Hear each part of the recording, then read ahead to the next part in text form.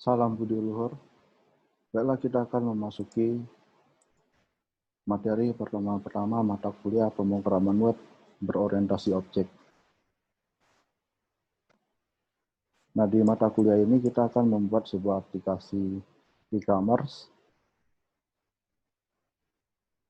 Untuk pendahuluannya, sebuah aplikasi website biasanya terbagi menjadi dua bagian. Yang pertama tampilan front end, dan yang kedua adalah tampilan back end. Nah, tampilan front end ini ditujukan untuk pengguna website atau aplikasi tersebut, contohnya customer, supplier, atau general public. Sedangkan untuk tampilan back-end biasanya digunakan untuk administrator aplikasi atau website tersebut. Bisa digunakan oleh staff, eksekutif, kontraktor, dan lain sebagainya. Nah, untuk menghubungkan antara front-end dan back-end ini dibutuhkan data interface, bisa berupa database atau API. Jadi untuk mata kuliah pemrograman web berorientasi objek ini kita akan fokus untuk membuat aplikasi pada tampilan back-end dulu. Nah, di sini kita akan menggunakan framework yang bernama CodeIgniter. Nah, framework CodeIgniter ini menganut konsep MVC, ya. Jadi M itu adalah model, V itu adalah view, C itu adalah controller. Ya. Jadi view itu merupakan bagian yang mengenai presentation logic kepada user. Jadi view itu mengatur tampilan yang akan ditampilkan ke pengguna. Ya. Sedangkan model biasanya berhubungan dengan data, ya. Jadi datanya boleh diambil dari database atau dari API. Sedangkan controller ini merupakan bagian yang mengatur antara model dan view. Jadi controller ini akan mengatur data dan tampilan untuk ditampilkan ke pengguna. Nah, tampilan backend yang kita akan buat seperti ini layoutnya, ya. Jadi dibagi dua kolom. Yang paling atas itu ada header, di sebelah kiri ada menu, di tengah ada konten, dan di bawahnya ada footer. Jadi kita akan menggunakan templating admin yang sudah tersedia di website. Kita tinggal download dan kita tinggal pakai dan modifikasi. Yang pertama kita lakukan adalah kita melakukan instalasi CodeIgniter-nya dulu. CodeIgniter-nya Anda bisa download di codeigniter.com. Kita menggunakan versi yang ketiga, ya. Nah, yang pertama kita buat dulu folder e-commerce-nya di htdocs kita.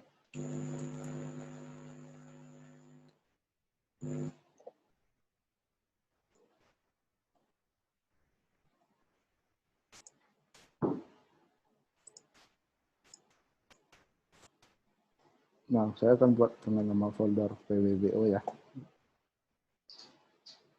Anda bebas menggunakan folder apa, bisa menggunakan folder e-commerce atau pwbo. Kalau saya menggunakan folder pwbo karena sudah ada folder e-commerce sebelumnya untuk kelompok yang lain. Setelah itu kita ekstrak file CodeIgniter, kita download dulu, ya. Kita download dulu codeigniter.com.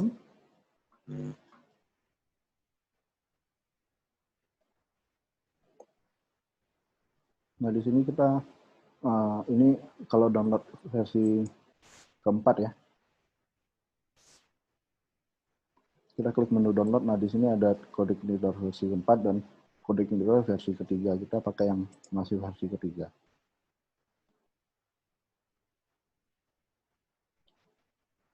Nah, kalau sudah, kita simpan filenya.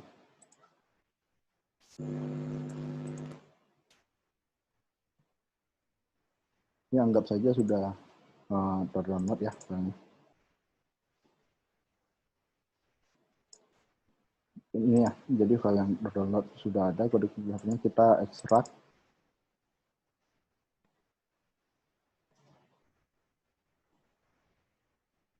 Nah, setelah selesai ekstrak, kita buka foldernya, kita kopikan ke dalam folder yang kita buat di htdocs tadi.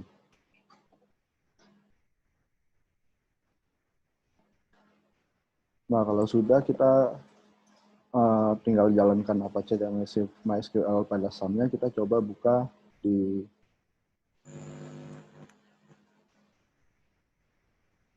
internet browser kita ya, bisa pakai Mozilla Firefox atau Google Chrome, kita ketikkan localhost/pwbo.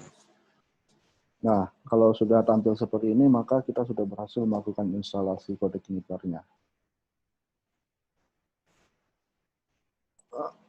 Selanjutnya, kita analisa proses bisnis dulu ya. Jadi kita akan membuat sebuah aplikasi e-commerce. Nah, di slide ini ditampilkan contoh IRT proses bisnis yang berjalan.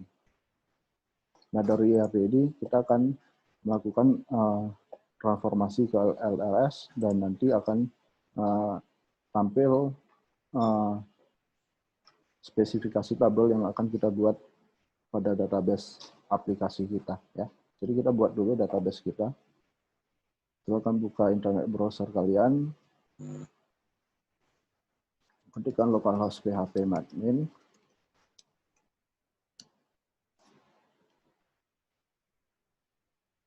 Kalau sudah, kita buat database baru ya, kita klik menu database.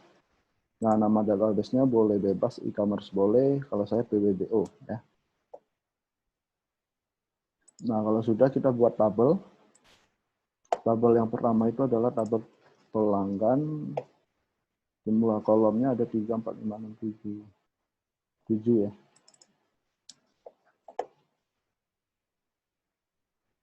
Nah, yang kolom pertama, field pertama, KD underscore pelanggan, nama underscore pelanggan, alamat underscore pelanggan,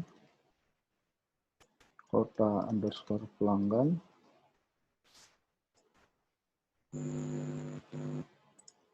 telepon underscore pelanggan,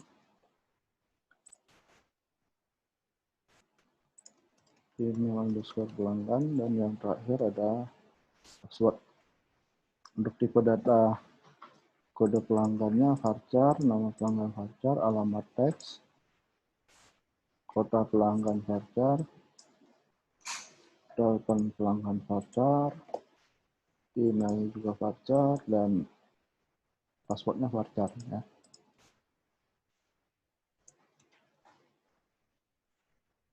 Isikan juga panjang file-nya.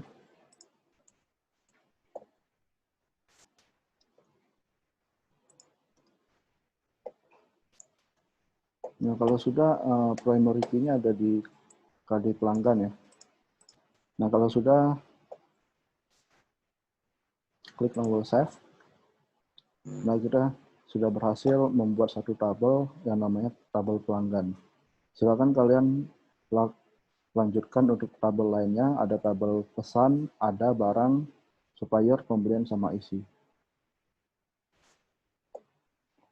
Nah, selanjutnya kita akan melakukan konfigurasi awal dulu. Untuk Codecnipper-nya kita buka file autoload-nya. File autoload-nya ada di folder application config ya.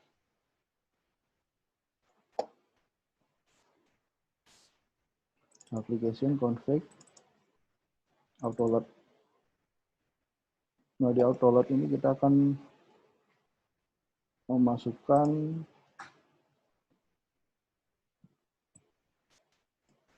library, database, convalidation, sama session ya.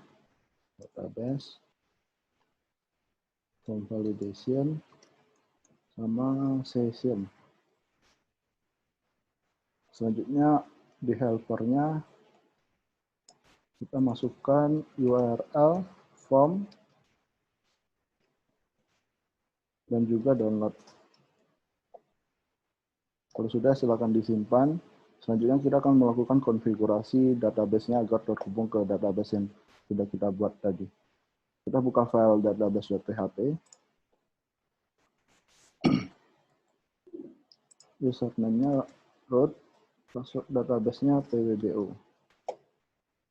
Nah, kalau sudah disimpan,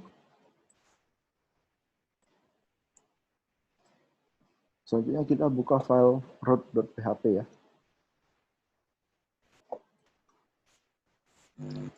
Nah, di sini kita akan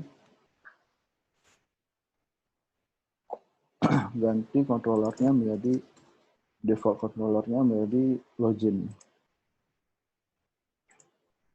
Kalau sudah, kita buat file baru, htaccess ya.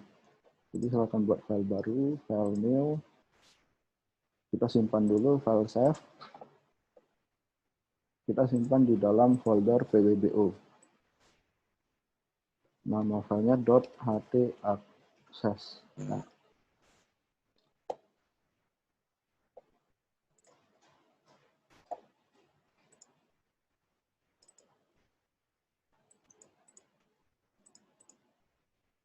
Nah, silakan diketik.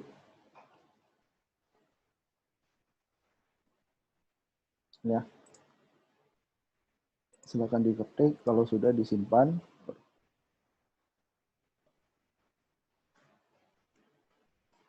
ya, silakan diketik. Kalau sudah disimpan, kita coba buka dulu. Harusnya error ya, not found, karena default controller login yang kita setting di root ini